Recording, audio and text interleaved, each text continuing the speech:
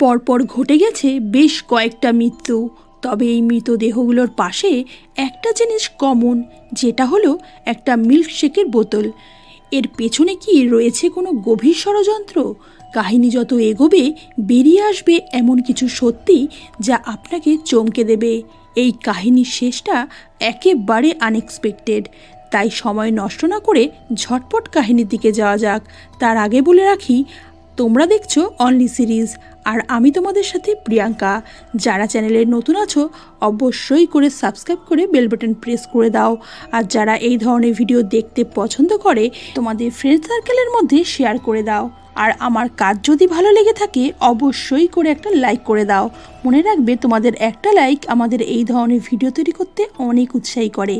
আজকের কাহিনী milkshake murders. কাহিনীর শুরুতেই আমরা দেখব কয়েকজন অফিসার একটা ঘটনার ইনভেস্টিগেট করছে, যেখানে কয়েকজন আন্ডারকভার এজেন্টকে পরপর মৃত্যুর মুখে ঠেলে দেওয়া হয়েছে এবং প্রত্যেকটি মৃত ব্যক্তির সামনেই পাওয়া গেছে একটা করে মিল্কশেকের বোতল। এই ঘটনার ইনভেস্টিগেশনের দায়িত্ব দেওয়া হয় কোনো এক আন্ডারকভার এজেন্ট মেজরকে, কিন্তু তাকে এখনও দেখানো হচ্ছে না। এই হলো ভাস্কর মিত্র, যে একজন রাইটার। খুব নামকরা পাবলিশার ওলজেন পাবলিশারের কাছে 17 বার রিজেক্ট হয়েছে। আজও রিজেকশনের খবরটাই সে পায়, তাই খুবই বিরক্ত হয়ে যায় যে তাহলে ম্যানুস্ক্রিপ্টগুলো তারা জমা কেন নেন। এই হলো শোভা, ভাস্করের গার্লফ্রেন্ড। শোভা খুবই বিরক্ত হয়, কারণ এতবার রিজেকশনের পরেও ভাস্কর নিজেকে ডিফেন্ড করছে। শোভা মনে করে যে ভাস্কর হয়তো খুব একটা ভালো লিখছে না, সেই জন্য এতবার রিজেকশনের মুখে তাকে পড়তে হচ্ছে। তবে ভাস্কর তাকে জানায় যে ওলজেন পাবলিশারের কর্ণধার দর্শনা দে।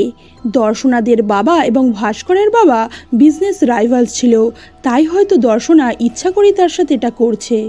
তবে শোভা মনে করে দর্শনা একজন বিজনেস উম্যান এবং খুব ভালো কাজ করে সে, তাই কোনো বিজনেস প্রপোজাল খুব ভালো হলে সে কখনো সেটা ফেরাবে না। এরকমই এক কথা দু কথায় শোভা এবং ভাস্করের মধ্যে ঝামেলা বেঁধে যায় এবং শোভা তাদের রিলেশনটা ব্রেক করে চলে যায়। ভাস্কর শোভার সাথে ব্যাংককের যে শহরে থাকতো সেটা ছেড়ে চলে আসে পাটায়া এবং পুরনো স্মৃতিগুলো ডিলিট করতে থাকে নিজের জীবন থেকে। তবে কোনো এক ব্যক্তি ভাস্করকে সবসময় ফলো করছিল, নিজের মোবাইলে তার কিছু ফটো ক্লিক করছিল বারে বারে। তবে এই ব্যক্তি কে সেটা কাহিনী এগোতে আমরা জানতে পারবো। এই হলো দর্শনা দে, ওলজেন পাবলিশারের কর্ণধার। দর্শনা তার অ্যাসিস্ট্যান্ট রশনের কাছে জানতে চায় তাদের বিজনেস আপডেট কি আছে। রশন জানায় যে ফিকরির বইটার গল্পের ওপর বেস করে একটা ওয়েব সিরিজ তৈরি করতে চায় ফ্লিক্সনেট, এবং যার জন্য তাকে মোটা টাকা দিতেও তারা রাজি। দর্শনা জানায় যে ফিকরির পর নেক্সট যে বইটা তারা পাবলিশ করতে চলেছে সেটারও ভালো ডিল উঠতে চলেছে মার্কেটে, এবং সেটার জন্য যদি ওয়েব সিরিজ তৈরি হয় তাহলে তাদের পিছনে ফিরে আর তাকাতে হবে না। এদিকে আমরা ভাস্করকে দেখি যে সদ্য ব্রেকআপের পর এবং ক্যারিয়ারের এরকম অবস্থায় ভেগাবন্ডের মতো এদিক ওদিক ঘুরে বেড়াচ্ছে। এরকমই একদিন ভাস্কর সমুদ্রের পাড়ে একাই রিল্যাক্স করছিল, ঠিক তখনই তার কানে আসে একটা শব্দ, হেল্প হেল্প। ভাস্কর দৌড়াতে শুরু করে এবং দেখে এক ব্যক্তি উদ্ভ্রান্তের মতো কিছু কাগজ কুড়োচ্ছে। ভাস্করও তাকে সাহায্য করার জন্য কাগজ কিছু কুড়িয়ে দেয় তাকে, কিন্তু ওই ব্যক্তি কাগজগুলো তার হাত থেকে প্রায় ছিনিয়ে নেয় এবং বলে এই কাগজগুলো তার প্রাণেরও অধিক। ওই ব্যক্তি নিজেকে সদাদাসপতি নামে পরিচয় দেয় এবং জানায় তিনি একজন বাঙালি, এবং কথায় কথায় দুজনে একসাথে বিকেলে ড্রিঙ্কসের প্রোগ্রামও সেট করে ফেলে। 7টায় টাইম দিয়ে ভাস্কর সেখান থেকে চলে যায় এবং ডট সন্ধ্যে 7টার সময় সদাদাসপতি এসে হাজির হয় ভাস্করের রুমে। তবে ভাস্কর লক্ষ্য করে যে সদাদাসপতি ওই কাগজগুলো এখানেও নিয়ে এসেছে এবং কৌতূহলবশতই জানতে চায় যে এই কাগজগুলো নিয়েই কি তিনি সবসময় ঘুরে বেড়ান, কি আছে এই কাগজে। সদাদাসপতি জানায় যে 3 বছর ধরে তিনি এই জার্নালটা লিখেছেন এবং এই জার্নালটা থেকে বড় পাবলিশার ওলজেন অ্যাকসেপ্ট করে নিয়েছে এবং তাকে 30 লক্ষ টাকা দিতে রাজি হয়েছে। সদাদাসপতি ছদ্মনাম শ্যাডো দিয়েই লেখাটা লিখেছেন। ওলজেন পাবলিশারের কেউই সদাদাসপতিকে চেনে না, মেলের থ্রুতেই তাদের যোগাযোগ হয়েছে। যে কথাটা শুনে ভাস্কর খুবই অবাক হয় যে প্রথম লেখা ওলজিন একসেপ্ট করে নিয়েছে। তবে ভাস্কর এতদিন ধরে লিখছে, কিন্তু ভাস্কর কনস্ট্যান্ট রিজেকশনের মুখে পড়ছে। কি এমন আছে এই লেখায়, ভাস্করের খুবই কৌতূহল জাগে। এরপর শতদাসপতি চলে গেলে ভাস্কর খুব আপসেট হয়ে পড়ে এবং নিজেকে ফেলিওর মনে করতে থাকে। পরের দিন সকাল হলে ভাস্করের সাথে আবার শতদাসপতির দেখা হয় এবং তিনি জানান তিনি কোকোনাট দ্বীপে যাচ্ছেন, যেখানে বসে ওই জার্নালটা তিনি লিখেছিলেন।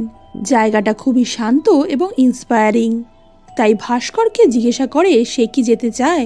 ভাস্করও রাজি হয়ে যায়। ভাস্করের সেই নির্জন দ্বীপটা খুবই পছন্দ হয় এবং সে সোজা গিয়ে একটা গাছের তলায় বসে পড়ে। সদাদাসপতি বলে তিনি একটু জলে নামতে চান স্নান করতে। ভাস্কর কি জলে যেতে চায়? তবে ভাস্করের কোনো ইচ্ছে না থাকায় সে গাছের তলায় চুপ করে বসেছিল। সদাদাসপতি তাকে বলে, তুমি গাছের তলায় বসে আমার জার্নালটা পড়ো এবং সত্যি করে তোমার কেমন লাগলো সত্যি করে রিভিউটা আমাকে জানিও। এই বলে সদাদাসপতি জলে নেমে যায়। ভাস্কর খুব মন দিয়ে জার্নালটা পড়তে শুরু করে। কতক্ষণ যে এইভাবে কেটে যায় তার নিজেরও কোনো ধ্যান ছিল না। ঠিক তখনই সে খেয়াল করে সদাদাসপতিকে আর দেখা যাচ্ছে না। ভাস্কর খুবই অবাক হয় এবং উদ্ভ্রান্তের মতো এদিক ওদিক নাম ধরে ডাকতে থাকে, কিন্তু কোথাও কাউকে দেখতে পায় না। নির্জন দ্বীপ, কাউকেই জিজ্ঞাসা করার মতো কেউ ছিল না সেখানে। ভাস্কর একটু এদিক ওদিক ঘোরাঘুরি করে, কিন্তু কিছুই সে দেখতে পায় না। তারপর ভাস্কর সেখানে নো সুইমের একটা বোর্ড দেখতে পায় এবং যেটা দেখে সে মনে করে সদাদাসপতি হয়তো এখানে ডুবে গেছে। বেশ কিছুক্ষণ এদিক ওদিক ঘোরাফেরা করে কি করবে বুঝতে না পেরে ভাস্কর এখান থেকে ফিরে যায়। তবে ভাস্করের হাতে ছিল সেই ম্যানুস্ক্রিপ্টটা, যেটা ছদ্মনাম শ্যাডো নিয়ে লিখেছিল সদাদাসপতি এবং তাকে পাবলিশাররা কেউ চেনেও না। সেই সুযোগ নিয়ে ভাস্কর ফোন করে দর্শনা দেখে এবং বলে সে শ্যাডো বলছে এবং তার সাথে দেখা করতে চায়।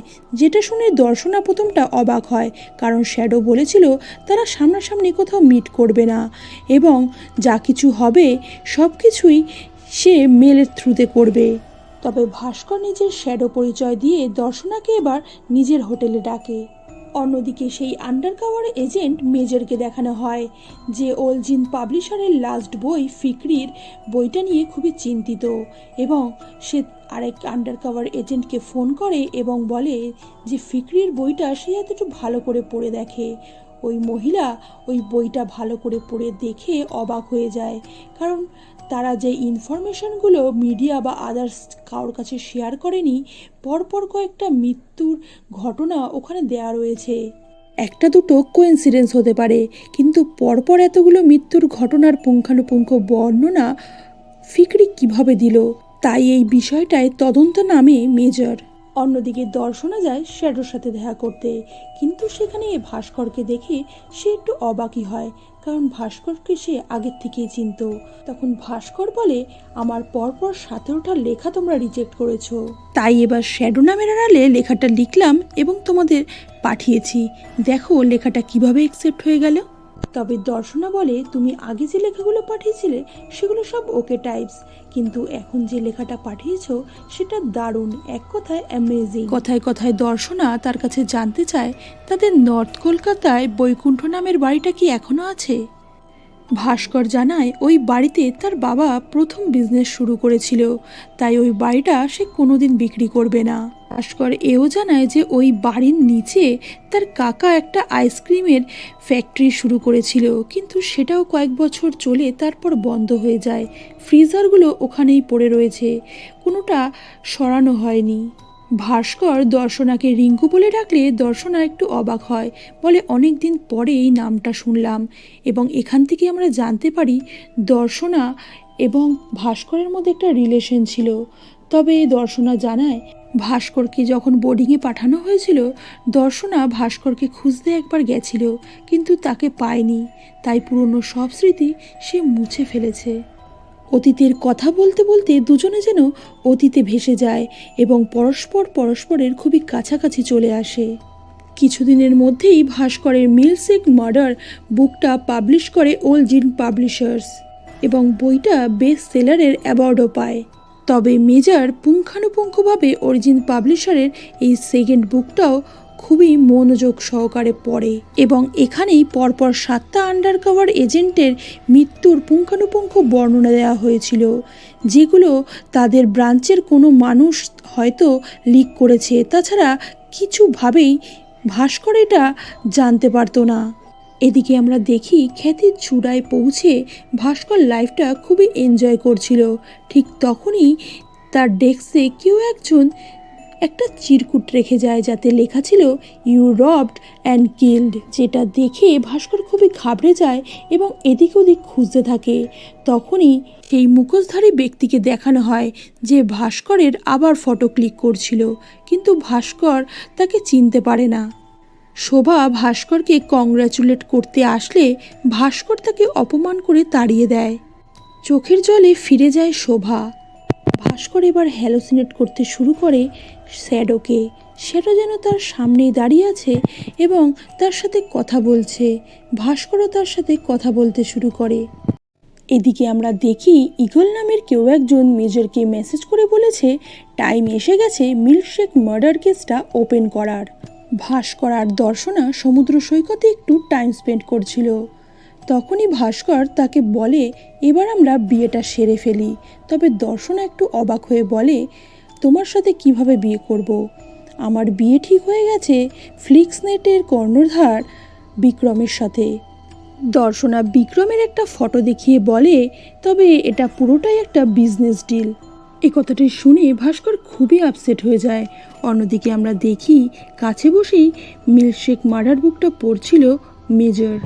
সন্ধে হলে মার্কেট প্লেসে ভাস্কর হঠাৎ করেই শ্যাডোকে দেখতে পায় এবং শ্যাডোর পিছু নিতে শুরু করে। তখনই তার সাথে ধাক্কা হয় মেজরের। মেজরের হাতে তখন মিল্কশেক মার্ডার বুকটাই ছিল, তাই খুব সহজেই ভাস্করকে চিনে ফেলে এবং জানায় সে তার বিগ ফ্যান, তাই দুজনে একটা সেলফিও তোলে। এরপর খুব তাড়াহুড়ো করেই ভাস্কর সেখান থেকে বেরিয়ে যায় এবং মেজর খুঁজে পায় ভাস্করের ফেলে যাওয়া আইপড। পরের দিন সকাল হতেই মেজর ভাস্করকে তার আইপডটা ফেরত দিতে যায়। ভাস্কর মেজরকে দেখে খুবই খুশি হয়। তারা দুজনে সবে গল্প করতে বসেইছে, তখনই দর্শনা সেখানে আসে। মেজর ভাস্করের কাছে জানতে চায় যে তার বইটা ব্রিলিয়ান্ট, তবে এতগুলো ইনফরমেশন ভাস্কর কোথা থেকে পেল। এ কথা শুনে দর্শনা বলে আপনি যদি ওর ইন্টারভিউ নিতে চান তাহলে আলাদা করে সময় নিতে হবে। তখনই মেজর নিজের আই কার্ডটা বের করে পরিচয় দেয় তিনি আন্ডারকভার এজেন্ট এবং মিল্কশেক মার্ডারে যে 7টা মৃত্যুর কথা লেখা আছে সেই ঘটনাগুলো তারা প্রেসের কাছেও জানায়নি, এমনকি কোনো লেখাতেও সেগুলো বেরোয়নি। তবে সেই ঘটনার পুঙ্খানুপুঙ্খ বর্ণনা কিভাবে ভাস্কর জানতে পারলো এবং তার বইতে দিয়েছে। মেজর জানতে চায় নিশ্চয়ই তাদের ভেতরেই কোনো একজন আন্ডারকভার এজেন্ট খবরটা লিক করেছে, কিন্তু তার নামটা তার চাই। এ কথা শুনে খুবই অবাক হয় ভাস্কর।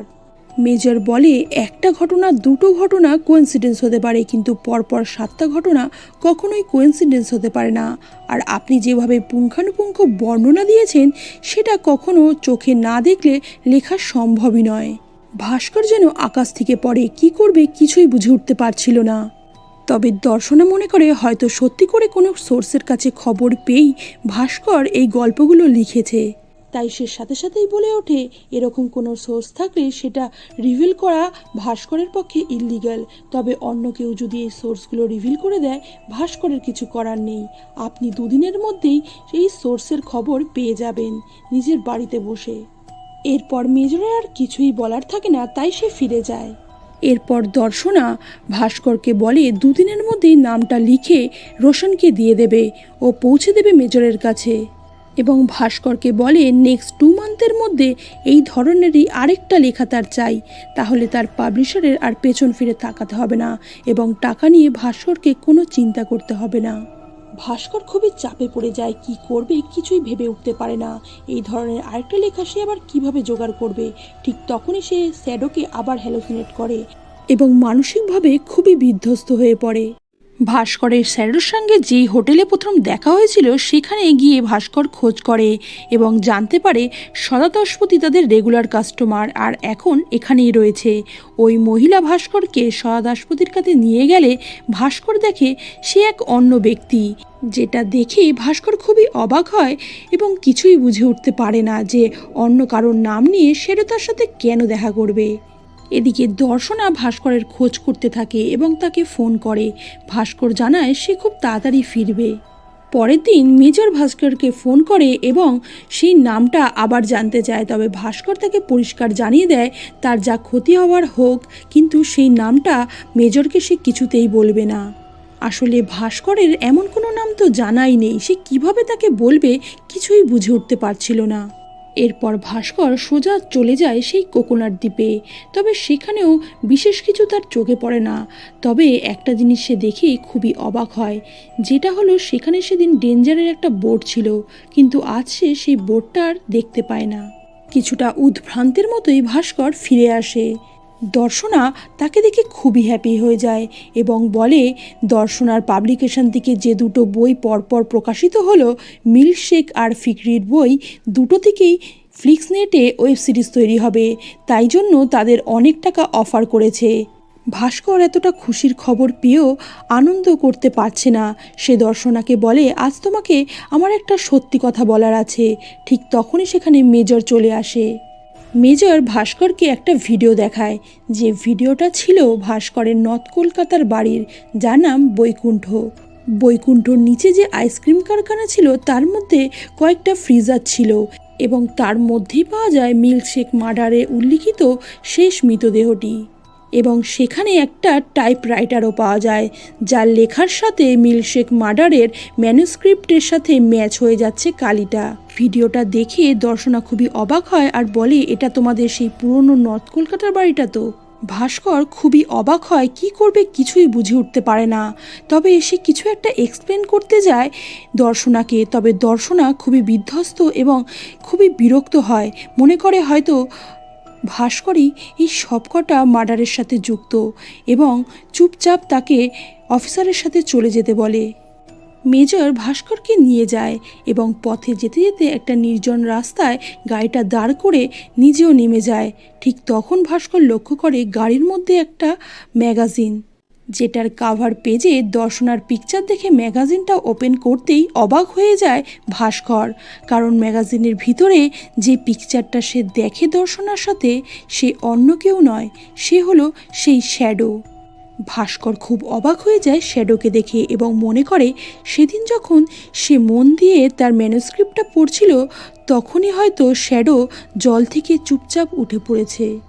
তবে এই পুরো ঘটনাটা কি কাকতালীয় নাকি এর পিছনে আছে অন্য কোনো ষড়যন্ত্র, কিছুই ভেবে উঠতে পারছিল না ভাস্কর। তখনই ভাস্করের মনে পড়ে সেদিন যখন দর্শনা তার সাথে দেখা করতে এসেছিল, সে জানতে চেয়েছিল তাদের নর্থ কলকাতার পুরনো বৈকুণ্ঠ বাড়িটা কি এখনও রয়েছে। তখনই ভাস্কর ওকে জানিয়েছিল বাড়ির নিচে থাকা ফ্রিজারের কথা। তখনই মেজর এসে ভাস্করকে বলে যে কনস্পিরেসি স্টোরি তার খুবই পছন্দের। এই বলে ভাস্করকে একটা রাইটারের গল্প শোনাতে শুরু করে। একটা রাইটার ছিল যাকে নির্দিষ্ট একটা প্রকাশনী বারংবার রিজেক্ট করে দিচ্ছিল। রাইটারটা এমন নয় যে খুব খারাপ লিখছিল, কিন্তু ওই প্রকাশনী চাইছিল রাইটারটাকে রিজেক্ট করতে, তাই বারংবার তাকে রিজেক্ট করছে। এবং এই অবস্থায় রাইটারটা যখন একটু ডিপ্রেশনে চলে যায় তখনই এক অচেনা লোকের সাথে তার পরিচয় হয় এবং সে জানতে পারে যে ওই ব্যক্তি প্রথম লেখাই ওই প্রকাশনী অ্যাকসেপ্ট করে নিয়েছে। এরপরই ওই ব্যক্তির ম্যানুস্ক্রিপ্টটা তার হাতে চলে আসে এবং ওই রাইটার সেই ম্যানুস্ক্রিপ্টটা নিজের নামে চালিয়ে দেয়। আসলে ওই প্রকাশনী নিজেদের লাভের জন্য কোনোভাবে মানুষগুলোকে মেরেছে, তারপর ওই ক্রাইমগুলো নিয়ে বই লিখেছে এবং সেইটাই সেই রাইটারের নামে চাপিয়ে দিচ্ছে। এইরকমই পরপর দুটো কেস ইনভেস্টিগেট করলো মেজর, একটা হলো ফিকরি আর একটা হচ্ছে ভাস্কর।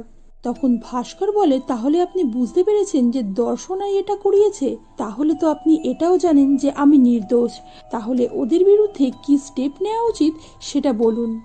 কাহিনী শিফট হয় ট্রিকের দিকে, যে আসলে নিজেকে শ্যাডো বলে পরিচয় দিয়েছিল, আর এখানে আমরা জানতে পারি ট্রিকের সাথে দর্শনার রিলেশন রয়েছে।